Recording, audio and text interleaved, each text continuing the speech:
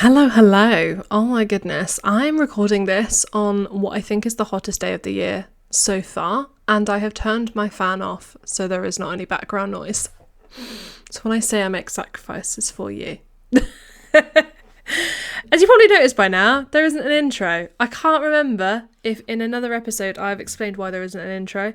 The long and short of it is, A, I'm lazy, B, I'm a procrastinator. So the idea of trying to work out what is the best thing I can say in an intro that's going to cover everything, I just couldn't think of it. So I was like, I'm just not going to do it. So that's where we are.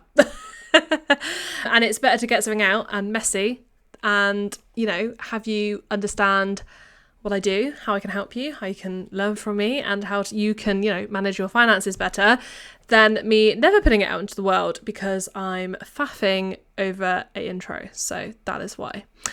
In this episode, I am going to be talking to you about paying off debt. Now, obviously, I'm going to be specifically talking about business debt, but this applies to all debt because debt it's kind of the same thing. It's just in business, we have different uses for it than we do in our personal life. Although actually, even just saying that, I've kind of been like, Emily, that's not true. So basically just all debt. If you're in doubt, if you're personal debt, if you're business debt, don't worry, this episode's going to help you. So specifically what I'm talking about in this episode is how in order to pay down your debt, you need to stop trying to pay down your debt. Which I know sounds counterintuitive, but just stay with me on this one, okay? If you have just started listening to this episode and you're like, Emily, I don't have any debt, so I might just skip on over to the next episode, I wouldn't. And that is because you might be in a position in some point of your life that you do need to use debt. And I think listening to this episode is going to prepare you for that time in your life, okay? And what I'm going to say is, if you ever find yourself at that point in your life, there's nothing wrong with that. This first part of the episode, I wanted to kind of neutralize debt because I know debt gets a bad rep. I know that if you're in debt, you potentially have a lot of shame around that. You have guilt. There's embarrassment, basically a lot of negative emotions. And you're probably the type of person that tells yourself, I'm just not good with money. I'm not disciplined. I don't have any willpower. And I'm here to tell you that that is all bullshit. All of it. Debt is not a moral failing. Debt is a tool that you used. It is a financial tool. The same way that a mortgage is a financial tool, the same way that car finance is a financial tool. Debt is there for a reason, and it is to help people achieve a goal. Even if the goal is get to the end of the month. Even if the goal is go on holiday. Even if the goal is buy your child what they want for their birthday. Okay? There is no right or wrong way to use debt, and I think that is so important to understand because there's absolutely no point in shaming yourself around the decisions that led to you getting in debt because ultimately shame has never motivated anyone to change. You cannot shame yourself out of a situation because what happens is you shame yourself, you assume that, oh, you're just frivolous, you're just bad with money, you spend badly or whatever. So you then try to restrict yourself, which doesn't work. So we're just going to stop. We're going to stop the shame cycle and we're just going to go, debt as a tool, I used it. Okay? Debt as a tool, I use it. I use debt. I have a credit card right now. I'm going to open up my credit card statement on this episode. Okay? I'm going to open it up right now. I'm tapping on the app. It's loading up and it's going to tell me this is a business credit card. So this is investments that I've made on the business that my cash flow couldn't afford. Okay? I have a plan to pay it off. I'm going to talk about that. But just to prove to you, me, money expert, qualified financial advisor, study trauma of money, I have debt because it is a tool. Okay? So my current amount that you owe is £4,330.32. There you go. You've heard live on this episode that I have £4,000 worth of debt. And guess what? I don't care. Okay? Because debt is a tool. I used it. The thing about business is that we have to spend money to make money. Okay? And sometimes our business, the cash flow within our business, cannot afford to spend that money. But we know we still need to spend that money to grow. Now, of course, you could run the leanest operation ever. Your growth is going to be slower if you do not utilize leverage debt in your business. That's not always true, but what I'm saying is if there isn't the cash flow and you need to grow and you can see opportunities to grow, but you don't have the cash flow to invest in it, you can utilize debt, because debt is a tool. It doesn't mean you've done anything wrong. I have just used it to shop on ASOS. Like, I have just used it to go on holiday, and I say, cool. You can't see me, but I'm shrugging. I don't care. I don't care, because what that tells me is that you really valued that thing. If you bought something because you wanted it, you really valued it. If you put stuff on a credit card because you spent all the cash that you did have, it tells me that, it just tells me information, right? It tells me that you're either going through something, okay? Dopamine is a huge reason why people utilize debt, okay? And when you're stuck in that scarcity mindset, and guess what? You try and restrict yourself, you're going to get into debt. So, and when things are really tight, again, scarcity is so linked to the use of debt, because our nervous system is just trying to protect ourselves. When we are experiencing prolonged financial stress and prolonged scarcity, important to note that scarcity can be perceived as well as real. You can be homeless on the streets. No one's arguing that you are in scarcity. You can also be a millionaire in scarcity, because your brain does not know the difference. Your brain just perceives there being a lack of enoughness and is kind of triggering that fight, flight, fawn, freeze response due to that, okay? So your brain doesn't know whether or not you literally have pennies or whether it feels like you literally have pennies, okay? It's going to react in the exact same way. This is why you get millionaires that go bankrupt. And this is why people that win the lottery end up running out of money in a couple of years' time.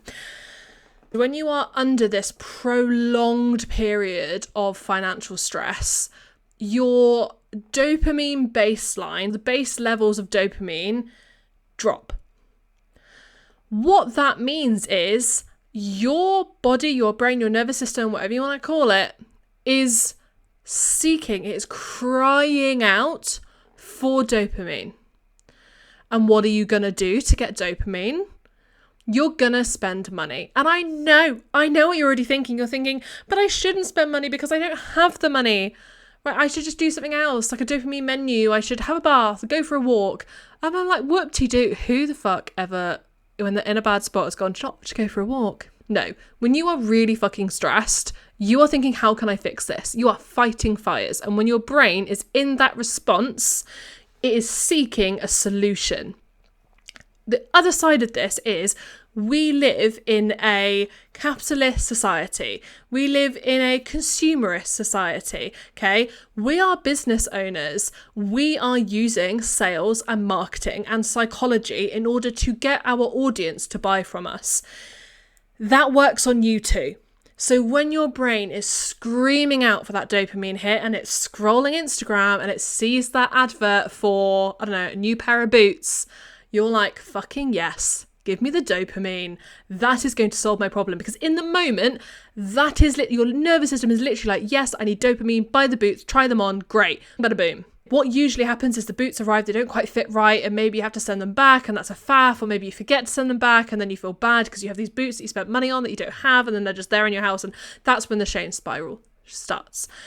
But all of this to say is it is not your fault that you were in debt. You utilised a tool that was available to you, okay? Whether you did that consciously or not. So consciously is me investing in programs or investing in ads or investing in a website in order to grow my business. Unconsciously is when I'm scrolling, and even though I know I don't have the cash, my brain still makes the decision to purchase the thing using debt, okay? So you might not even be in control, and that is because of our psychology and what our brain's literally just trying to protect us.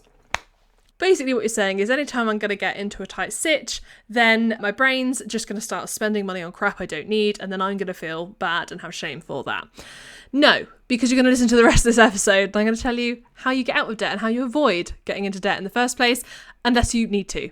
And that is leveraging. So first of all, we're neutralizing debt because we recognize it's not a personal failing that we have gotten into debt. It's a tool that we used, and if we got into debt, okay, there's also another situation in which your brain might be protecting you, which is if you've always lived in some kind of financial stress, whether you grew up in poverty or there's just never quite been enough money. Now you are making enough money, but you're spending it because your brain, your nervous system is used to it there not being enough. Okay, so again, it's just trying to protect itself by getting rid of that money. But we can rewrite our money story. We can move away from scarcity. But all of that comes with the knowledge and the understanding of how to manage our money. So the reason why you keep getting into debt is because you're not putting in the barriers in place in order to prevent that. What I mean is you are focusing on debt as the problem. You are focusing on the spending as the problem, as opposed to the spending being the solution of a problem. Okay? So the spending is just the solution, the symptom. That's what I mean. The spending is a symptom of the problem. So what you're trying to do is you're trying to fix the spending. You're trying to fix the actual tangible me spending money. And how you do that is you cut back. You tell yourself, you restrict, you tell yourself you're not allowed to buy things. You purposefully give yourself less under the guise of, well, if I have less available, I won't spend it. Maybe you move stuff into a partner's account because you can't be trusted with money and all of these kind of things. And that doesn't work because guess what? When you restrict yourself, when you tell yourself you're not good with money, you're just affirming to your brain, to your nervous system, oh, we don't have enough. We don't have enough. Scarcity mode, I buy things. Cycle repeats itself. Rather than going, okay, I am spending because... So for me in my life, one of my big issues is around food. I spend a lot of money on food. We spend a lot of money on food in this household. And a lot of that is down to the fact that I have ADHD. I get incredibly overwhelmed around food. I have quite a bad history around food and binge eating. And so there's a lot of kind of negative self-talk around there, almost like binging is my debt, right? Like all the shame and stuff, that is where that is for me. And also just the overwhelm of having a toddler and living in it's hard out here. Toddler mum business owners, you get it, you're with me. Adding ADHD on top and not an incredibly, I want to say diverse history with food, in that I grew up in food poverty. What that essentially means is I grew up with not a lot of options and variation. My mum didn't really know how to cook, so she cooked very little, and so that's what I grew up with, and I'm now learning as an adult how to cook and food combinations and flavors and all these things. So what happens is when I'm overwhelmed, I'm just going to default to the types of food I'm used to. This is all part of, okay, why am I spending money? I could go, we're spending too much money on food, we need to cut back. And that could be my solution to the problem. And guess what? It's not going to be the solution to the problem because it's not going to work because I'm not actually fixing the root problem. What I've gone, okay, I'm spending too much money on food. Why? Okay, I get really overwhelmed because I have ADHD. Number one, I have a toddler and I'm a business owner. I make so many micro decisions every single day. I do not want to be thinking about what I need, what I want, or what I need to eat. That is part one. Part two is I feel a lot of shame around the fact that I don't think I'm a good cook because I never had that growing up. I'm still learning about food. Even though I have the time to cook, I don't think anything I cook will be good enough for my partner who's the foodie and he really likes cooking. I get into a shame spiral there, so I don't bother.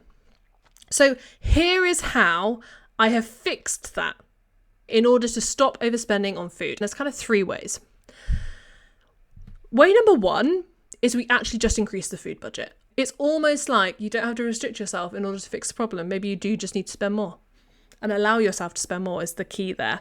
Rather than putting less of a budget in, less of an allocation in, and then overspending constantly, just increase the allocation, which is what we did. Step number one.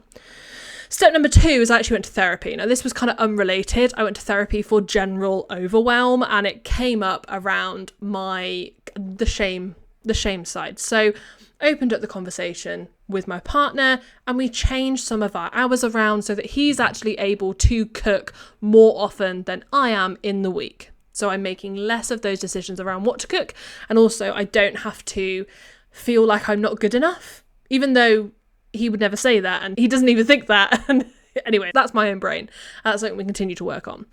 And number 3 is meal planning. Now, I hate meal planning. I didn't want to meal plan. And I think I probably said a lot of my clients who might be listening to this is like, Emilie told me didn't meal plan. Okay, I didn't until this week. And I have a nutritionist. So now that is, again, investing in the problems rather than trying to fix the symptom of the problem. Anyway, one thing it came down to was I still want to think. So she was literally like, just write it out. And it could be as basic as anything, but just like spend 10 minutes thinking about what you're going to eat this week so that you don't have to make that decision every single day, like 3 times a day. Did that. Oh my God. We're only like a day or 2 into week 1 and it's already revolutionized my life. So, there we go. Turns out just going, oh, do you know what? I'll have porridge for breakfast. Or do you know what? I'm just going to have tuna pasta for dinner. This will decrease our food shopping, okay, in so many ways. 1, there's no scarcity because we've allocated enough money anyway.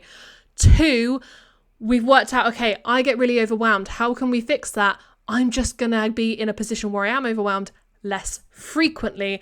And number 3, another area of my overwhelm, let's fix that by planning what we're going to eat, buying that in a weekly food shop so that we don't have to decide every single day and therefore nothing happens and we end up buying takeaway or we end up picking up bits for dinner every single day. Do you see how I've not just tried to fix the spending? I've identified what the problem is and I've reverse engineered how I'm going to fix that, and I put in place the barriers or the solutions or the kind of workarounds, the things I need in order to improve that situation. So that is why you keep getting back into debt, is because you are trying to fix your spending as opposed to the actual problem that is causing the spending. So how are you going to pay it off and keep it off? How you're going to do this is you're actually going to focus on saving.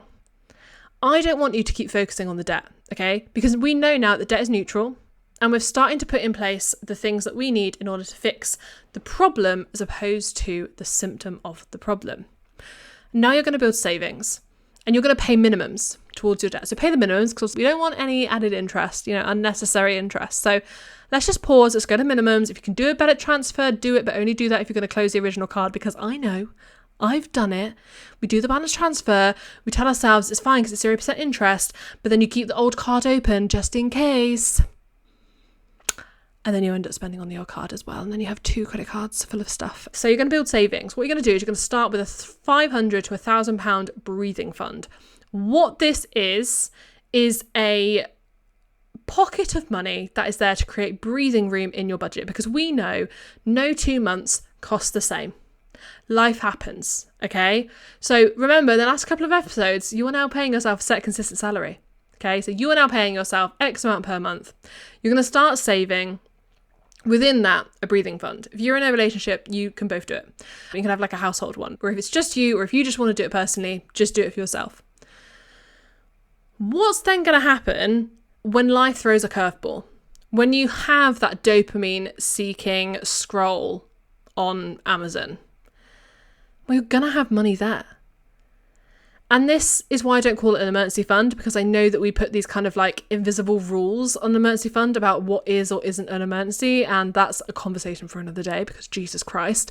This is why I call it a breathing fund. Okay, it's there to create breathing room. It's there for when you've forgotten about a bill, when you forgot it's someone's birthday, when, you're having a bad week and you do just want to spend money. That is there to protect those moments. Okay. That is going to prevent you using debt, because what's happening at the moment is you're prioritizing debt over savings. And what that means is when something happens, you don't have any cushion. You don't have any breathing room. So it goes straight back onto your credit card, and then you feel bad. You go back into that shame spiral of, I'm not good with money. I can't be trusted. I can't pay off debt. I'm always going to be in debt, and telling yourself all of these things because you just didn't have a cushion. That's all, because we're told that debt is a bad thing, that we're irresponsible if we have debt, and that we're frivolous spenders if we have debt, and it's just not the truth. Okay, we're told that to keep us in that shame spiral because it helps them profit. And when I say them, I mean the banks, the financial companies, right? It keeps them in profit if we keep spending. So we need to put those barriers in place to stop spending in that way. And yes, that's fixing the problem, but it's also building up this buffer so that we don't need to use debt if something happens. Once that buffer is in place, once you've got that solid £500 to £1,000 and it is there and it is working for you, then you can start putting extra funds towards the debt. Build the savings first, and then the debt will follow. And the debt will go off so much faster. I've had clients that have been in debt their entire adult life, used this method, gotten themselves out of debt, and over 12 months later, over 18 months later, they are still out of debt. Okay, they still have not added another penny to debt because they fixed the problem and they have prioritized savings. So I hope you have found this episode useful. I enjoyed getting on my high horse and going on a little rant.